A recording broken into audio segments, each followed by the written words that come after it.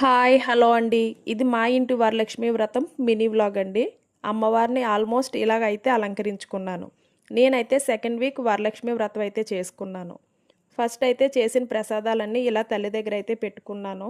ఏం చేశానంటే బూర్లు, గారెలు, పాకం గారెలు, పులిహోర, దద్దోజనం, చలివిడి, వడపప్పు చాలా సింపుల్గా హడావిడి లేకుండా అయితే చేసుకున్నానండి. వంట దగ్గరేంటి, పూజ దగ్గరేంటి మా పాప అయితే చాలా హెల్ప్ చేసింది. లేకపోతే ఒక్కదాన్నే పనంతా చేసుకోవడం కొంచెం కష్టం కదా. పూజ అయితే చాలా తృప్తిగా ప్రశాంతంగా అయితే చేసుకున్నాను. మా వారు వరలక్ష్మి వ్రతకథ అయితే చదువుతాను, పూజ చేసుకోమన్నారు. ఎప్పుడు ఆయనే చదువుతారు, నేనైతే పూజ చేసుకుంటాను. తోరగ్రంథి పూజ కూడా చేశాను, తోరం అయితే కట్టారు. వచ్చిన ముత్తైదువులకు తాంబూలంలోకి మా పిల్లలైతే పసుపు, కుంకుమ, శనగలు ఇలా ప్యాకింగ్ అయితే చేశారు. ఇక పూజ అంతా అయిన తర్వాత కొబ్బరికాయ అయితే కొట్టి ధూపం వేసుకుని అమ్మకి హారతి ఇచ్చాము.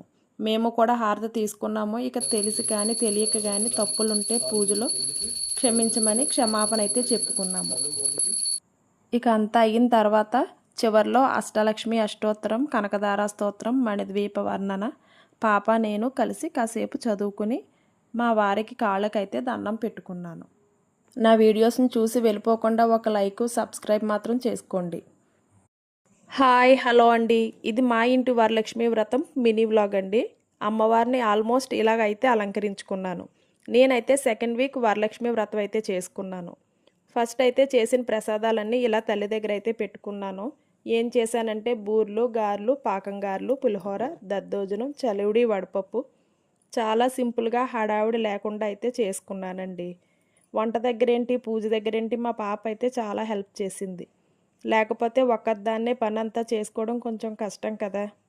పూజ అయితే చాలా తృప్తిగా ప్రశాంతంగా అయితే చేసుకున్నాను. మా వారు వరలక్ష్మి వ్రతకథ అయితే చదువుతాను, పూజ చేసుకోమన్నారు. ఎప్పుడు ఆయనే చదువుతారు, నేనైతే పూజ చేసుకుంటాను. తోరగ్రంథి పూజ కూడా చేశాను, తోరం అయితే కట్టారు. వచ్చిన ముత్తైదువులకు తాంబూలంలోకి మా పిల్లలైతే పసుపు, కుంకుమ, శనగలు ఇలా ప్యాకింగ్ అయితే చేశారు. ఇక పూజ అంతా అయిన తర్వాత కొబ్బరికాయ అయితే కొట్టి ధూపం వేసుకుని అమ్మకి హారతి ఇచ్చాము. మేము కూడా హారతి తీసుకున్నాము. ఇక తెలిసి కానీ తెలియక కానీ తప్పులుంటే పూజలో క్షమించమని క్షమాపణ అయితే చెప్పుకున్నాము.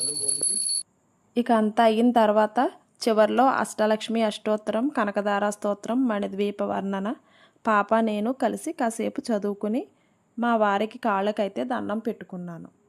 నా వీడియోస్ని చూసి వెళ్ళిపోకుండా ఒక లైక్, సబ్స్క్రైబ్ మాత్రం చేసుకోండి.